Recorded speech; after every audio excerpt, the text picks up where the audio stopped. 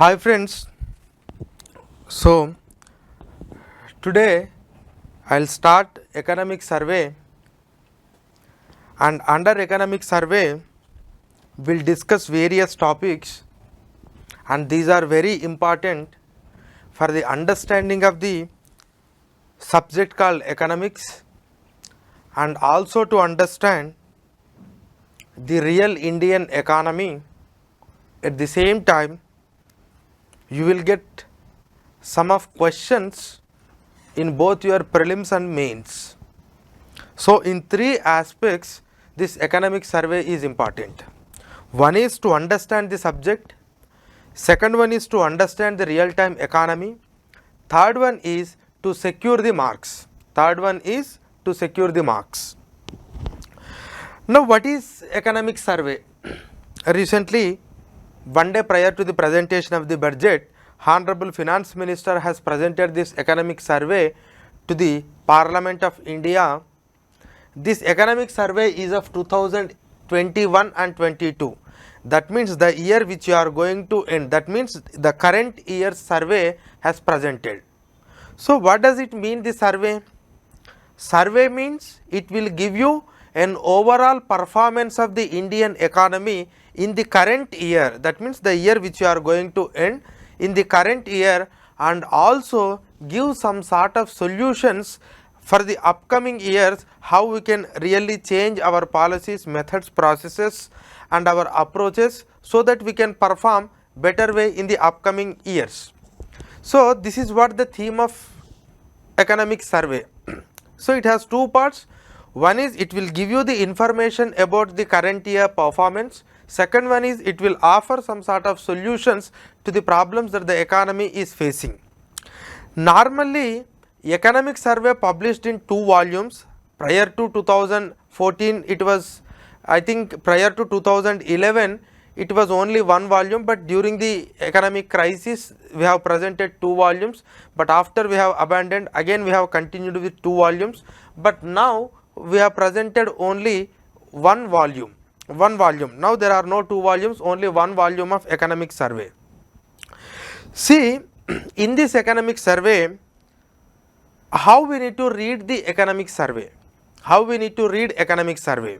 Because economic survey obviously a voluminous document consisting of lot of diagrams, charts, statistics, everything.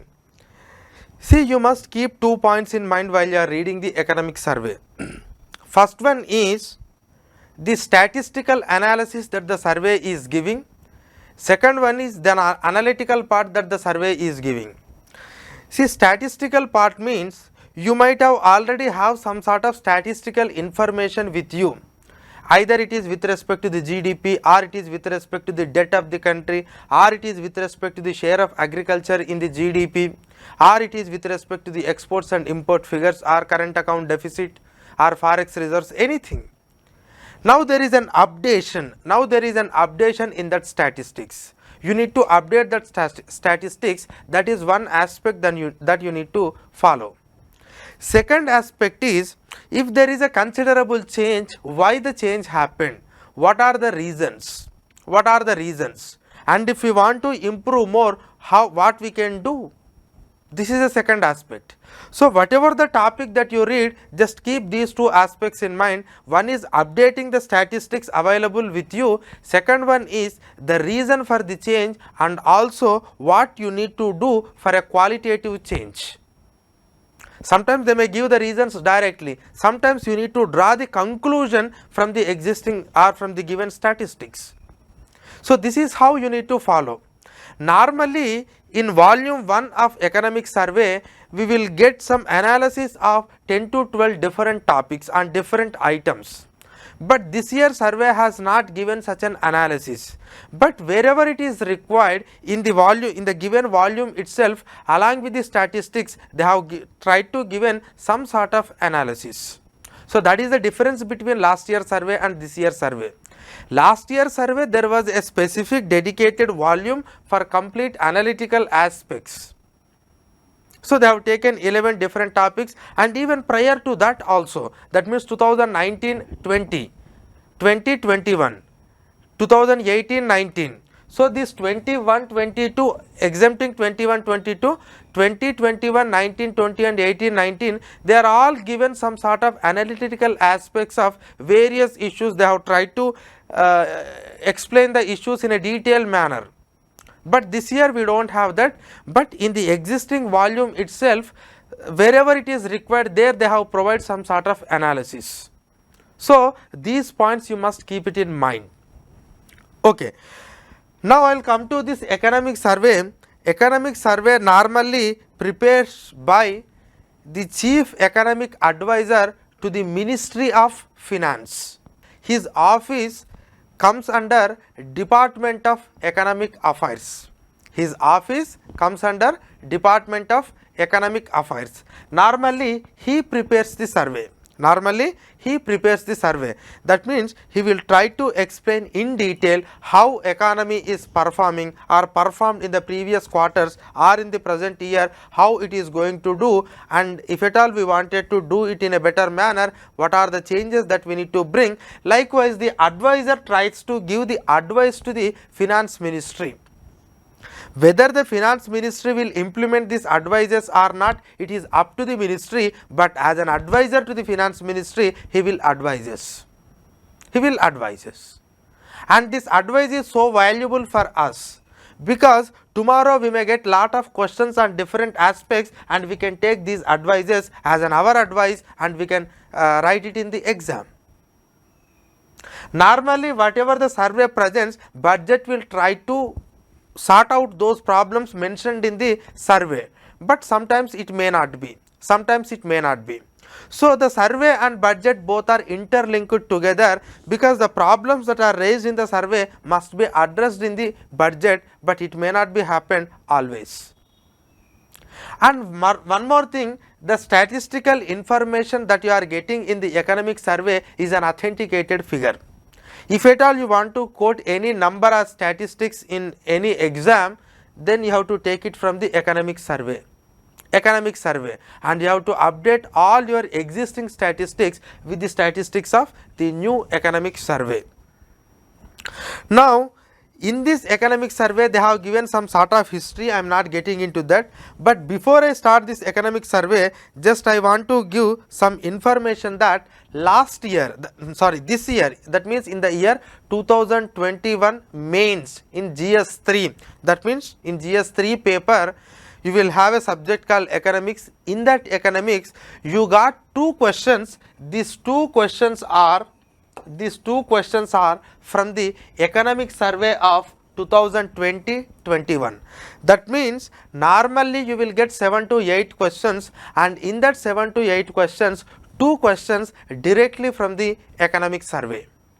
So now you can understand the importance of economic survey. See, normally you read the textbook, you follow the classroom notes, and you will read some magazines, you do some analysis, you will read newspapers regularly, but see the weightage of this economic survey. 2 questions directly from the economic survey in mains. I will just briefly mention those 2 questions so that you can understand. The first question is, it is with respect to V-shaped recovery. First question is with respect to V-shaped recovery, and economic survey of last year has dedicated a chapter to this V-shaped recovery. Now this year the question is, do you agree that the Indian economy recently experienced a V-shaped recovery? Give the reasons in support of your answer. And our economic survey in the previous year has clearly mentioned like there was a V-shaped recovery and the reasons for the V-shaped recovery.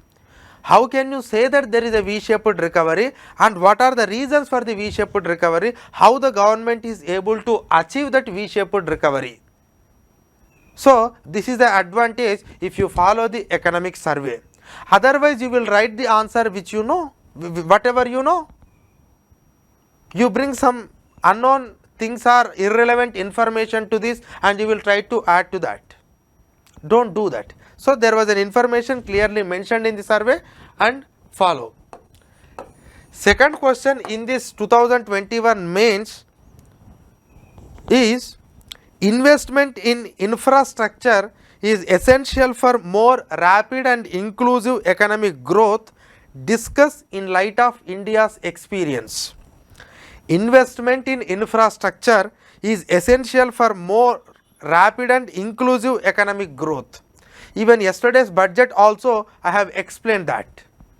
But again the theme of entire survey itself is that we need to create a proper infrastructural facilities that itself has a potential to create a more rapid and inclusive growth. If you read the economic survey, the essence of the economic survey gives you that you need to invest in infrastructure. That is the only mantra through which we can develop rapidly or we can grow rapidly and inclusively.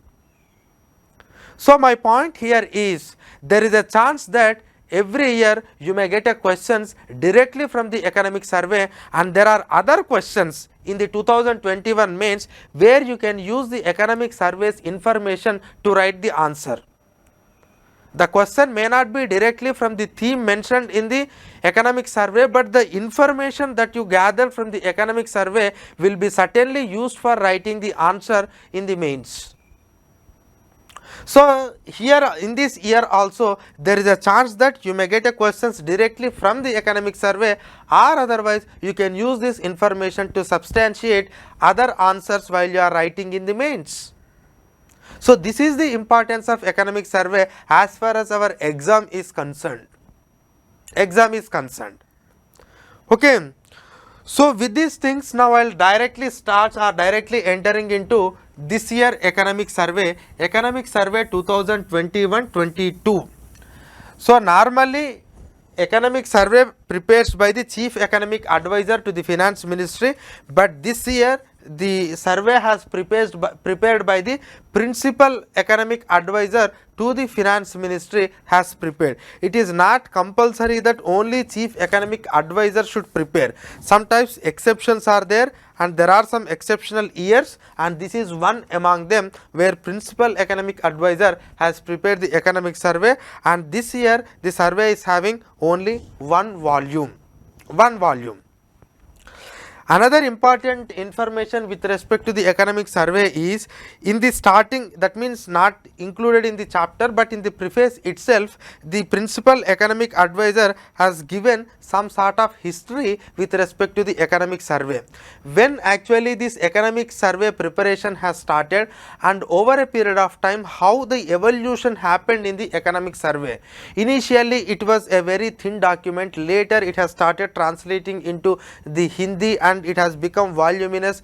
How we used to draw the charts and do the analysis at that point of time, later how it has become voluminous, and during the globalization period how it has taken a transition, and during the financial crisis of 2008-2007 how we are changed our economic survey in order to provide some sort of solution to the finance ministry, how we have done the analysis, and what were the changes that happened in 2014 and post 2014. That entire history has given in the economic survey. Just you can read it because it does not require any analysis. A simple facts you can understand. Amrita IAS Academy.